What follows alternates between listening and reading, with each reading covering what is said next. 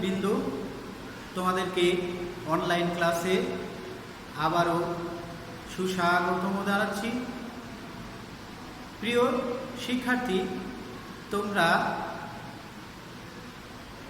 এই ক্লাসের জন্য আগে থেকেই হয়তো প্রস্তুতি নিয়ে রেখেছ। তো তোমরা খাতা কলম নিয়ে ক্লাসটি সুন্দর করে মনোযোগ সহকারে শোনো এবং লিখে রাখো।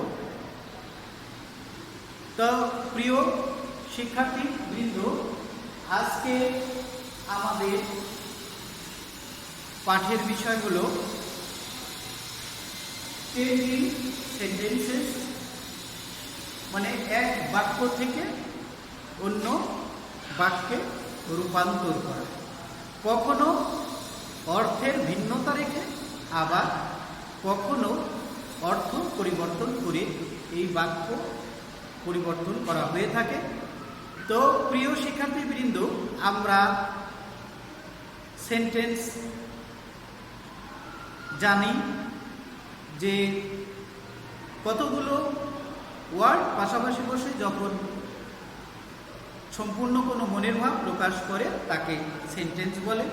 যেমন I am Rahim, I go to school, they are playing, we go to market. এই ধরনের এগুলো সেন্টেন্স। এই সেন্টেন্স হলো 5 প্রকার: assertive sentence, imperative sentence, objective sentence, exclamatory sentence, interrogative sentence. তো এই 5 প্রকার সেন্টেন্সের মধ্য থেকে আমরা আজকে আলোচনা করব অ্যাসার্টিভ সেন্টেন্সের 2টি ভাগ। একটি হলো অ্যাফার্মেটিভ, আরেকটি হলো নেগেটিভ। তাহলে সুপ্রিয় শিক্ষার্থীবৃন্দ, তাহলে আমরা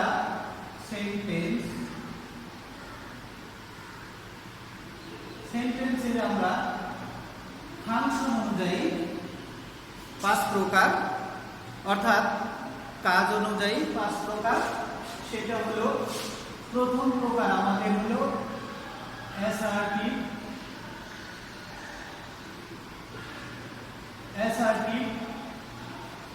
2 নাম্বার হলো ইন্টারোগেটিভ। তারপরে ইম্পারেটিভ।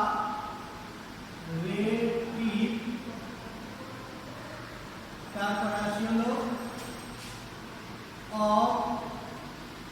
অবজেক্টিভ। তারপরে আসি আমরা হলো এক্সক্লামেটরি সেন্টেন্স।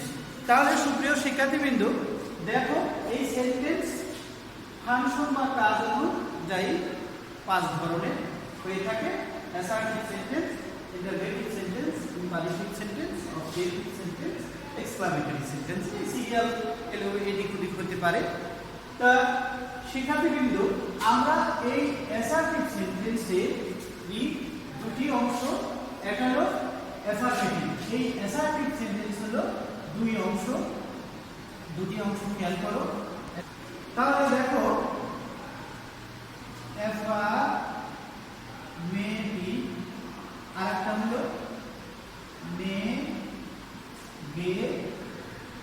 সেন্টেন্স। তাহলে অ্যাফার্মেটিভ হলো তোমার হাবোধক, অ্যাফার্মেটিভ সেন্টেন্স হলো হাবোধক বাক্য, আর নেগেটিভটা হচ্ছে নাবোধক বাক্য। তাহলে আমরা আজকের পাঠের বিষয় হচ্ছে আমাদের ফ্রম অ্যাফার্মেটিভ টু নেগেটিভ। আমরা হাবোধক বাক্য থেকে নাবোধক বাক্যে যাব। তাহলে সুপ্রিয় শিক্ষার্থীবৃন্দ, এখানে দেখো রুল 1, তোমরা একটু খেয়াল করে নাও। রুল 1 এ লেখা আছে, যদি সেন্টেন্সের ভিতরে অনলি বা অ্যালোন থাকে, সেন্টেন্সের ভেতরে শুরুতে মাঝে যেখানেই অনলি বা অ্যালোন থাকে তা অনলি বা অ্যালোনের পরিবর্তে নান ভার্ব বসবে। আবার আরেকটা ক্ষেত্রে বলা হয়েছে যদি তোমার সংখ্যা বোঝায়, যদি সেই সেন্টেন্সে কোনো সংখ্যা নির্দেশ করে তাহলে সেক্ষেত্রে অনলি বা অ্যালোনের পরিবর্তে নাথিং ভার্ব বসবে। তাহলে সংখ্যা বোঝালে সেখানে আমরা কি লিখব? নাথিং ভার্ব লিখব। আর যদি সেন্টেন্সের ভিতরে কোনো বয়স নির্ধারণ করে, নির্দিষ্ট বয়সকে বোঝায়, তাহলে অনলি বা অ্যালোনের ক্ষেত্রে আমরা নট মোর দ্যান লিখব। তাহলে সুপ্রিয় শিক্ষার্থীবৃন্দ আমরা এখন সেন্টেন্সের শুরুতে দেখো আমাদের গড অ্যালোন ইজ অলমাইটি, এখানে দেখো অ্যালোন আছে, অনলি না অ্যালোন আছে। তাহলে আমরা অনলি বা অ্যালোনের পরিবর্তে নান ভার্ব, তাহলে সেন্টেন্সের শুরুতেই আমরা কি লিখব বন্ধুরা? নান ভার্ব। তাহলে এন ও এন নান ভার্ব, তারপরে god is Almighty.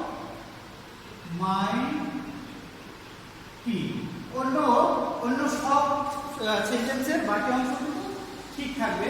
God alone is Almighty, তাহলে এই অ্যালোনের পরিবর্তে আমরা ব্যবহার করেছি নান ভার্ব ব্যবহার করেছি, নান ভার্ব গড ইজ অলমাইটি। তাহলে সুপ্রিয় শিক্ষার্থীবৃন্দ আবার দেখো দ্বিতীয় সেন্টেন্সে আমাদের কি আছে?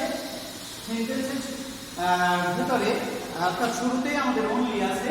তাহলে only Rohit knows this art, তাহলে এখানে অনলি এর পরিবর্তে আমরা সেন্টেন্সের শুরুতে কি লিখব বন্ধুরা? এক নম্বরটা লিখেছিলাম নান ভার্ব, তাহলে এটাও লিখি নান ভার্ব রোহিত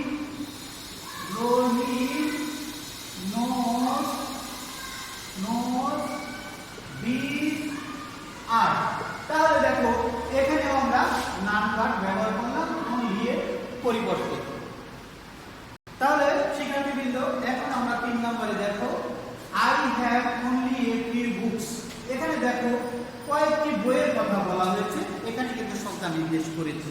সেই জন্য কিন্তু আমরা নাম্বার এই অনলি অ্যালোনের পরিবর্তে নাম্বার ব্যবহার করেছিলাম, এখন কিন্তু আমরা সেটি করতে পারবো না, যেহেতু এখানে আমাদের সংখ্যা নির্দেশ করা হয়েছে। তাহলে সংখ্যা বোঝালে আমরা কি বলবো? Nothing verb. তাহলে আমরা সাবজেক্ট ঠিক থাকবে I have nothing verb a few books. তাহলে আমরা এটা ফিউ বুকস।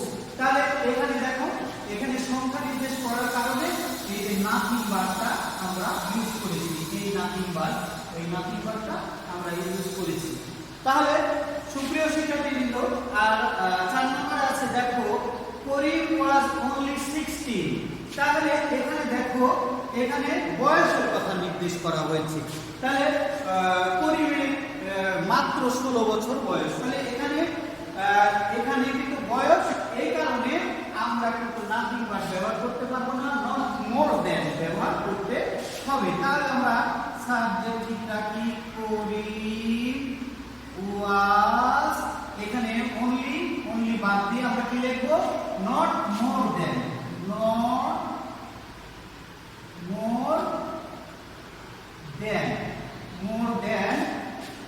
তারপরে 16 লিখবো, XIXE 16। তাহলে করিম ওয়াজ নট মোর দ্যান, এই নট মোর দ্যান ব্যবহার করেছি। তাহলে দেখো একটা ওয়ার্ড তোমরা খেয়াল করো, অনেকে কিন্তু দেন না লিখে এরকম দেন লেখো, দেন লেখার কারণে কিন্তু ওটা কাটা যায়। সেই কারণে তোমরা এই ওয়ার্ডটা কিন্তু অবশ্যই খেয়াল রাখতে হবে, এখানে দেন শব্দটা ব্যবহার করবো আমরা। তাহলে সুপ্রিয় শিক্ষার্থীবৃন্দ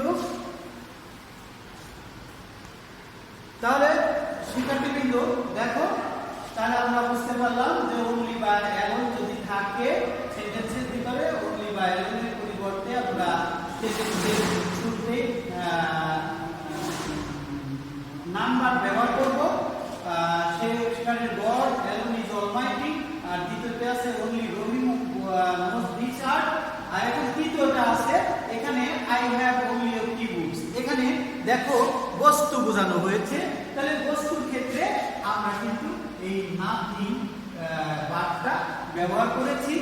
আর লাস্টে কিন্তু আমরা এখানে বয়স বোঝানোর ক্ষেত্রে আমরা নট মোর দেন ব্যবহার করেছি। তাহলে শিক্ষার্থীবৃন্দ, তোমরা এখন রুল 2 দিকে খেয়াল করো। রুল 2 তে আছে সেন্টেন্সের ভিতরে যদি মাস্ট ওয়ার্ড থাকে তাহলে সেই মাস্টের পরিবর্তে সেন্টেন্সের মধ্যে যদি মাস্ট থাকে তাহলে মাস্টের পরিবর্তে ক্যান নট বাট, অর্থাৎ অ্যাফার্মেটিভ সেন্টেন্সকে নেগেটিভ করার সময় সেন্টেন্সের মধ্যে মাস্ট থাকলে মাস্টের পরিবর্তে ক্যান নট বাট বসবে এবং বাকি অংশ ঠিক থাকবে। আবার আরেকটা বলা হয়েছে যদি ক্যান নট বাট না দেওয়া হয়, ক্যান নট হেল্প দেওয়া হয়, তাহলে ক্যান নট হেল্প দিলে তারপরে ভার্ব, সেই ভার্বের সঙ্গে আইএনজি যোগ করতে হবে। তাহলে এখন খেয়াল করো, I must help the poor, আমি অবশ্যই দরিদ্রদেরকে গরিবদেরকে সাহায্য করব। তাহলে আমাদের এখানে দেখো মাস্ট আছে, এই মাস্ট, তাহলে মাস্টের পরিবর্তে আমাদের ক্যান নট বাট, তাহলে আমাদের সাবজেক্ট ঠিক রাখি আই ক্যান নট বাট, তারপরে বাকি অংশ অপরিবর্তিত থাকবে।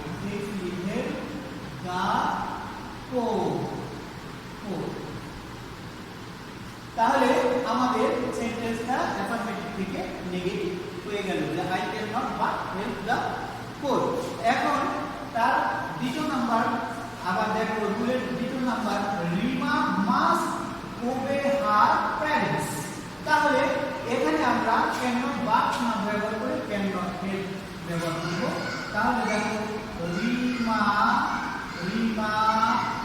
মাস্ট, এখানে মাস্ট আছে, মাস্টের পরিবর্তে আমরা ক্যান নট, তাহলে দেখো ক্যান নট হেল্প, হেল্প।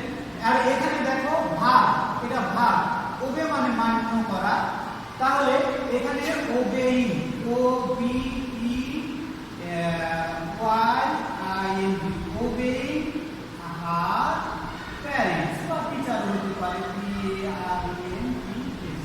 তাহলে রিমা ক্যান নট হেল্প, এখানে ভার্ব আছে, ভার্বের সঙ্গে দেখো আমাদের ভার্ব যুক্ত, তার সঙ্গে আইএনজি, এখানে ভার্বের সঙ্গে আইএনজি আমরা যোগ করেছি।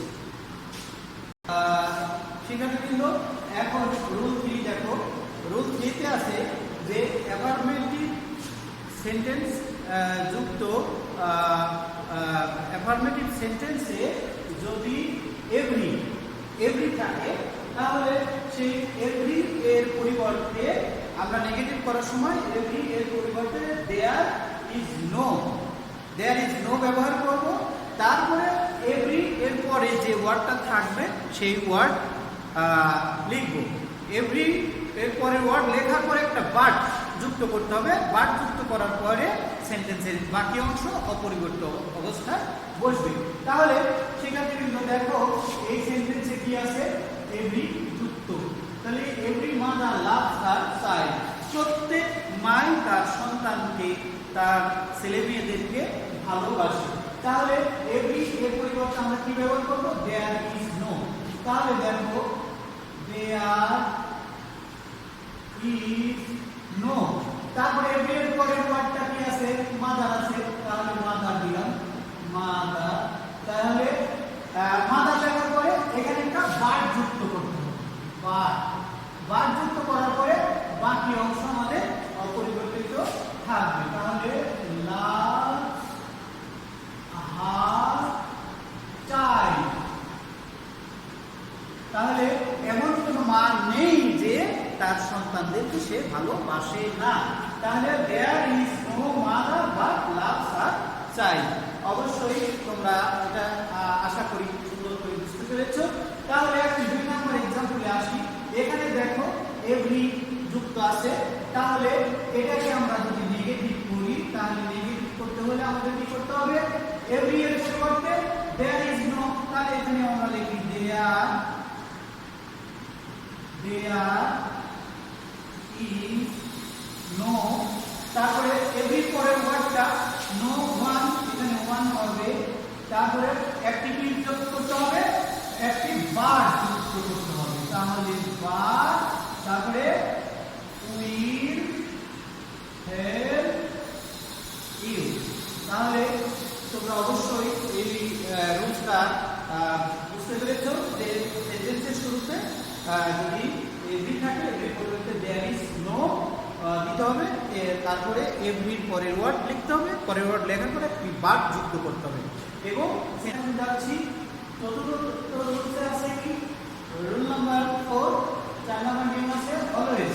যদি অ্যাফার্মেটিভ যুক্ত সেন্টেন্সে অলওয়েজ থাকে তাহলে সেই অলওয়েজ এর পরিবর্তে আমরা ব্যবহার করব নেভার। অলওয়েজ এর পরিবর্তে নেভার ব্যবহার করব। এবং সেই সেন্টেন্সে যদি অ্যাফার্মেটিভ হ্যাঁবোধক ওয়ার্ড থাকে, সেই হ্যাঁবোধক ওয়ার্ডের নেগেটিভ বিপরীত ওয়ার্ড বসবে। তাহলে এখন দেখো কেয়ার অলওয়েজ রিমেম্বারিং, কেয়ার সবসময় তোমাকে মনে করে, স্মরণ করে। তাহলে আমরা সাবজেক্ট কেয়ার লিখা, কেয়ার এই অলওয়েজ এর পরিবর্তে আমরা নেভার দেব, নেভার। এখানে দেখো আমাদের কি আছে? অ্যাফার্মেটিভ ওয়ার্ড রিমেম্বার, মনে করা, স্মরণ করা। তাহলে এই রিমেম্বারের বিপরীত ওয়ার্ডটা কি হবে? মনে করা। তাহলে মনে করার বিপরীত হবে ভুলে যাওয়া। তাহলে ভুলে যাওয়া কি হবে? Forgets, forgets you. তাহলে এই রিমেম্বারের আমরা বিপরীত ওয়ার্ড কি পেলাম? ফরগেটস। তাহলে care never forgets you, care কখনো তোমাকে ভুলে না। দেখো সেন্টেন্সের অর্থের কিন্তু পার্থক্য একই রয়ে গেল, অথচ কিন্তু সেন্টেন্স পরিবর্তন আমরা নেগেটিভ করে দিলাম। তাহলে এখন আমরা চলে আসি, এখানে দেখো নেগেটিভ, এটা অ্যাফার্মেটিভ, এটা শাহাদাত ইজ অলওয়েজ অ্যাক্টিভ। শাহাদাত সবসময়ই খুবই কর্মঠ, কাজে কামে সে খুবই চঞ্চল পটু। তাহলে এখানে দেখো অলওয়েজ রয়েছে, তাহলে আমরা শাহাদাত ইজ, এই অলওয়েজ এর পরিবর্তে আমরা কি ব্যবহার করব বন্ধুরা? অলওয়েজ এর পরিবর্তে আমরা নেভার, তাহলে শাহাদাত ইজ নেভার অ্যাক্টিভ। এই যে অ্যাক্টিভ দেখো অ্যাফার্মেটিভ ওয়ার্ড, অ্যাক্টিভের অ্যাফার্মেটিভ ওয়ার্ড হবে লেজি, তাহলে এল এ জে ওয়াই, লেজি।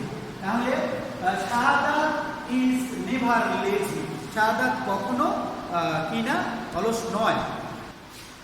তাহলে সুপ্রিয় শিক্ষার্থীবৃন্দ দেখো আমাদের রুল নাম্বার 5, 5 নাম্বার নিয়ম আছে যে অ্যাফার্মেটিভ সেন্টেন্স সে যদি as soon as থাকে, অ্যাফার্মেটিভ সেন্টেন্স যুক্ত সেইখানে যদি as soon as থাকে, তাহলে as soon as এর পরিবর্তে বলতে হবে no sooner had বসবে। no sooner had বসার পরে ওই সেন্টেন্সের ভিতরে যে সাবজেক্ট থাকবে সেই সাবজেক্টটা বসাতে হবে। তারপরে সাবজেক্টের পরে প্রিন্সিপাল ভার্ব, সেই প্রিন্সিপাল ভার্ব এর পাস্ট পার্টিসিপল বসবে। বসার পরে একটা দেন দেওয়ার পরে বাকি ক্লোজটা, হুবহু লিখতে হবে। তাহলে সুপ্রিয় শিক্ষার্থীবৃন্দ দেখো as soon as the rain stopped we came back home, যখনই বৃষ্টিটা থেমেছিল আমরা তখন বাড়ি ফিরেছিলাম। তাহলে দেখো as soon as এর পরিবর্তে কি লিখব আমরা? no sooner had, no sooner had এর পরে কি দিতে হবে? সাবজেক্ট। এখানে দেখো the rain হলো সাবজেক্ট, তাহলে the rain সাবজেক্টের পরে এইটা দেখো এটা আমাদের প্রিন্সিপাল প্রিন্সিপাল ভার্ব। তাই প্রিন্সিপাল ভার্বের প্রিন্সিপাল ভার্বের আমাদের এখানে পাস্ট পার্টিসিপল। তাহলে প্রিন্সিপাল ভার্বের পাস্ট পার্টিসিপল রূপ আমরা কি এখানে দেওয়া আছে স্টপ, STOPPED স্টপ। তারপরে একটা কি ব্যবহার করতে হবে, দেন ব্যবহার করতে হবে। তাহলে দাও দেন তারপর দ্বিতীয় ক্লোজ হলো এটা, দ্বিতীয় ক্লোজ পুরো এটা। তাহলে উই কেম ব্যাক হোম। আমাদের সেন্টেন্সটি অ্যাফার্মেটিভ থেকে নেগেটিভ হয়ে গেল।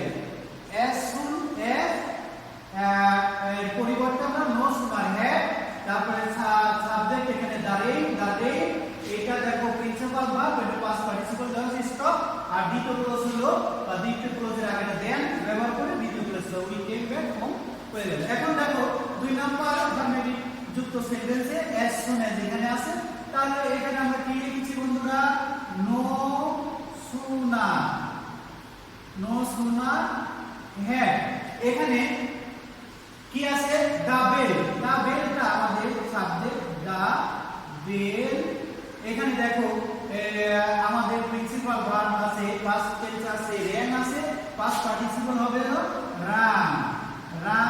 তারপরে এখানে একটা দেন যুক্ত করতে হবে, দেন। আমাদের দ্বিতীয় ক্লোজটা কোথায়, দ্বিতীয় ক্লোজটা এটা।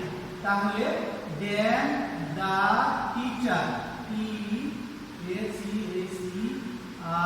Teacher enter, enter the class. তাহলে আমাদের কি হলো, আমাদের as soon as এর পরিবর্তে নো সুনার হ্যাড, এখানে সাবজেক্ট দা বেল, তারপরে প্রিন্সিপাল ভার্বের পাস্ট পার্টিসিপল রান হলো, একটা দেন যুক্ত করলাম, দিয়ে দ্বিতীয় ক্লোজটা দা টিচার এন্টার দা ক্লাস। এটা আমাদের হয়ে গেল।